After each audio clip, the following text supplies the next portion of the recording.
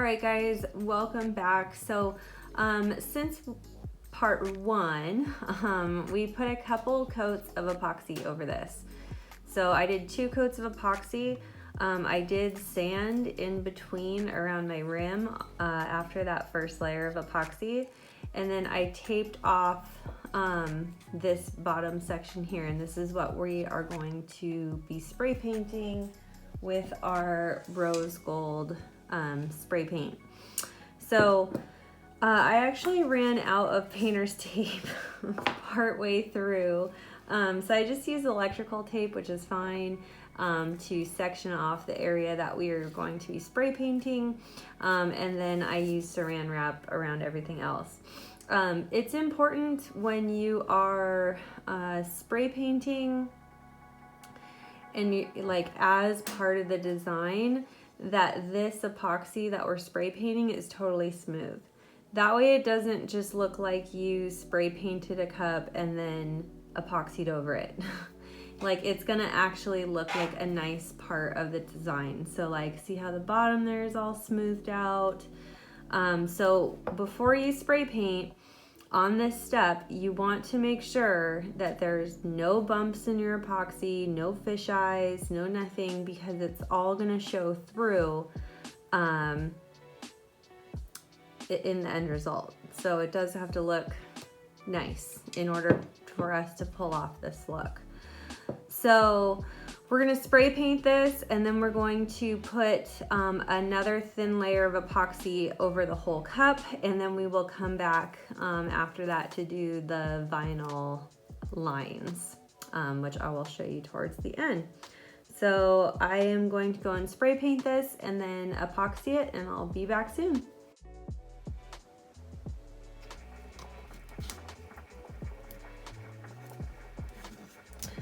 All right, so we're just gonna apply a pretty thin coat of epoxy here over this paint layer. We taped off and we spray painted. Spray paint looks nice and smooth.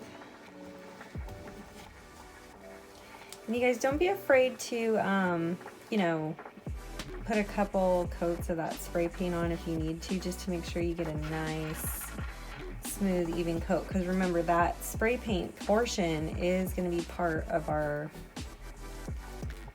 overall design look. Okay, so I would say we're probably putting on maybe 15 milliliters of epoxy here.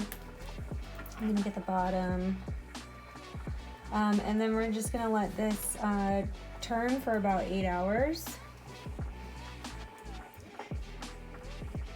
In this case, I'm going to leave it overnight, and then we'll come back tomorrow to add the vinyl detail. Okay. Now, if you'll notice on this marble part here, there is a little bit of an extra fine sparkle, and I did that in the epoxy layer that I put on before I did this spray paint part. So like on that first layer of epoxy that I put on here after the polyacrylic, that first layer of epoxy had like an ultra fine silver to it. You don't want that ultra fine silver epoxy to go over the paint. You just add it to that first layer of epoxy that's going over the water slide and the polyacrylic glitter. Okay, and that's going to give your marble that kind of realistic granite look.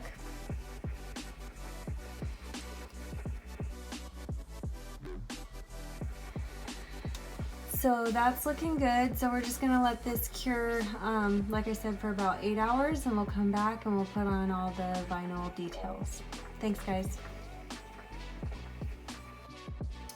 All right, you guys, so here we are. I've got a couple of coats of epoxy over the glitter and the water slide, and in between, well, I have 3 coats. So I did the 2 coats over the glitter and the water slide. I did sand a little bit in between, and then I taped off and spray painted the rose gold. Okay, I wanted the rose gold in its own layer of epoxy so that it had a completely smooth finish and didn't just look like we spray painted a tumbler and then epoxied over it. Like, it actually looks like, you know, it's completely part of the design, okay?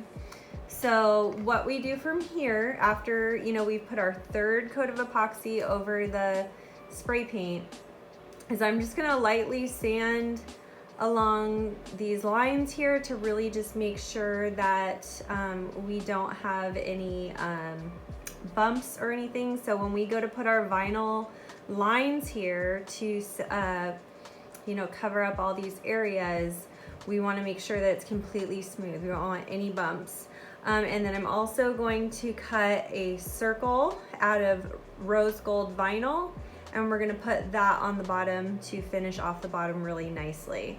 So we really wanna make sure when we get to this step, wherever we're placing vinyl is completely smooth. Like, we can't have any kind of bumps or like waves or anything. So this will be the last step before we put our final coats of epoxy on. So all in all, this is kind of a tedious project because you are having to do, you know, up to this point, we've already got 3 layers of epoxy, just to this point.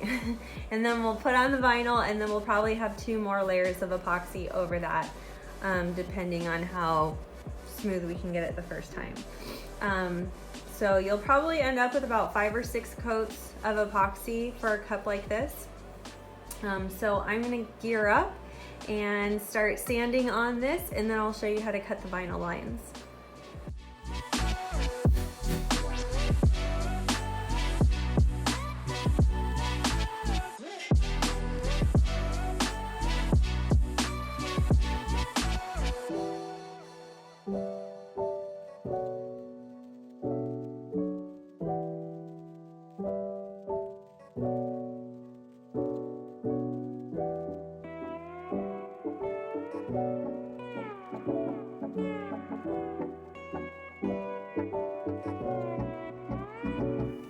All right, so now we have a totally smooth sanded tumbler that is ready for the vinyl striping and details. Of course, if you guys wanted to put a name on this or any kind of, you know, fun little decal, you could do that too. But so you're gonna wanna get a ruler, okay, and measure the sides of your cup.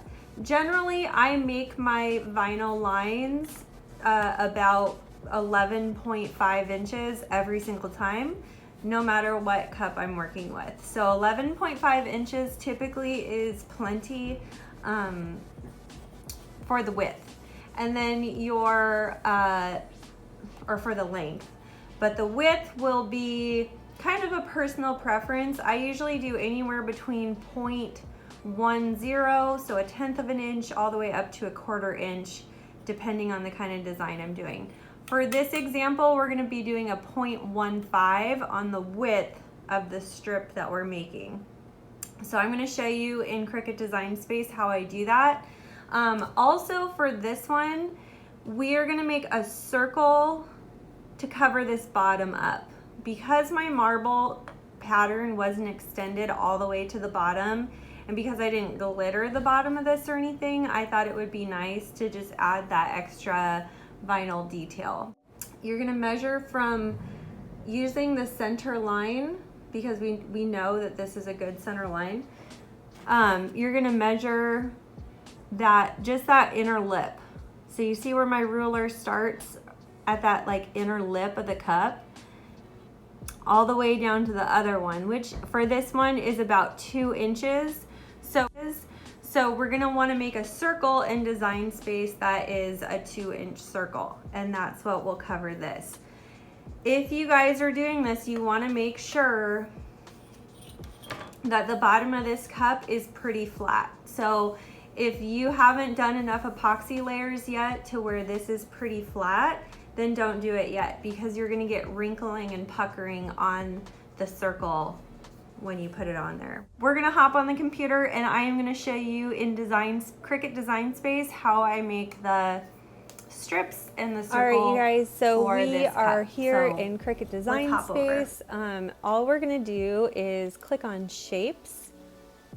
We're gonna click on circle, and with the size portions locked, we're gonna change this width number to 2 inches. Again, your circle will probably be different depending on whatever cup size you're using, but for this Craft Haven skinny 20-ounce tumbler, 2 inches is the size that you will want to cap off the bottom with a vinyl. So we've got our circle in there, and then we're going to select a square shape as well, and we're going to unlock the size constraints, and we're going to change the size to 11.5 by, and then the height will be 0.15. So we've got a long strip there, and then we're just going to click duplicate, and we're going to make 3 of those.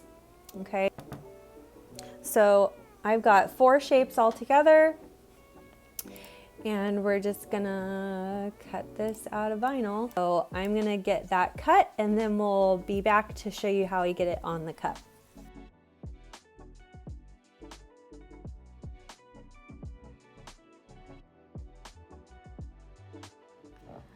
So see, I'm using the lines in my transfer paper to line up with the lines on the cup, and trying to tell as good as I can if I have it completely balanced or not. So that's what I'm gonna do now, which I can't really show you on camera, I guess, because it's a weird angle.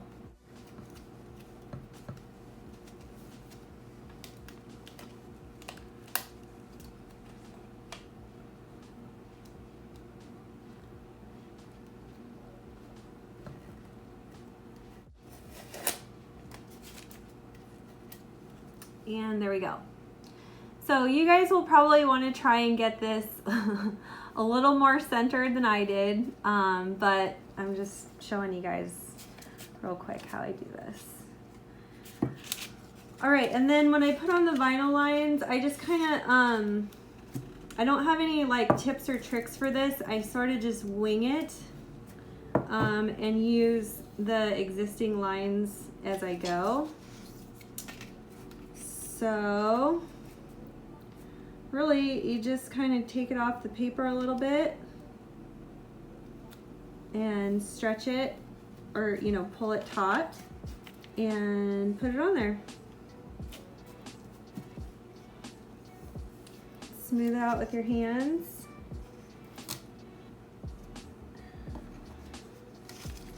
And then with this overhang, I just leave that for now. Get your knife.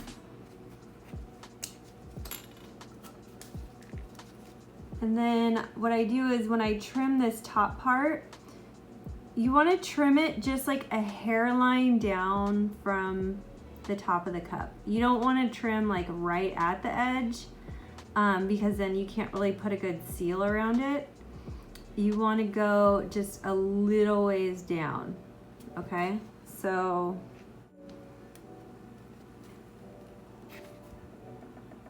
see, it's just a little ways down.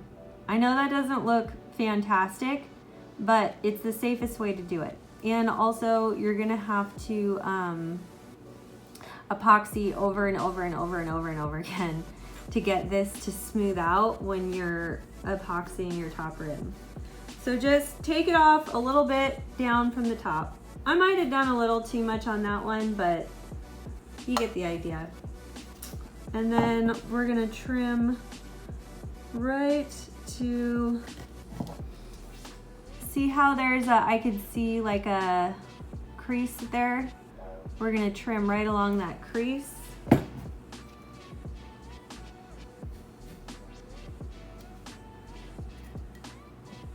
And then if you get any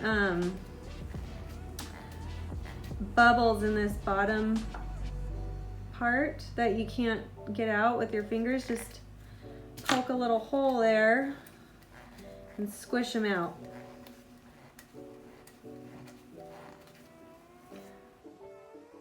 whatever. You'll still be able to tell there's some bubbles there, but whatever. I'll probably end up redoing this bottom part because I didn't get it very centered. That's okay. And then we'll go in and do this other side. See, I kind of fold back the paper like this, pull it tight. You could always just take it off and try again.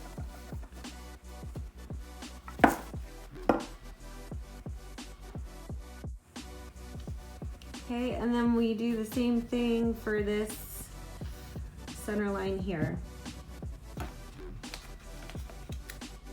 Placing this center line, you want to kind of overlap over what you did on the sides here a little bit.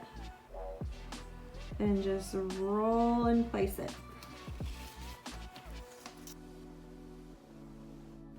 Slice where that crease is made right here. So if I press this down, I could see a clear crease of where I'm going to slice my vinyl. Right there, okay?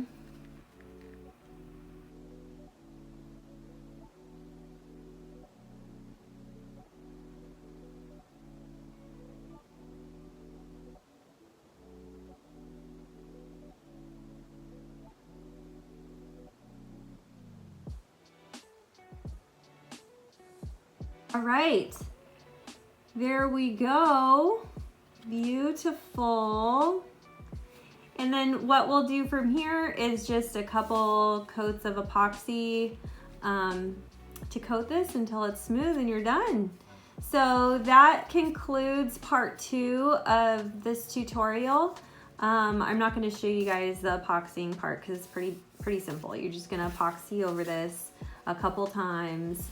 There's not really any kind of difference in the finishing than what you would do for a regular cup. I will say that this bottom part here is going to give you problems, okay?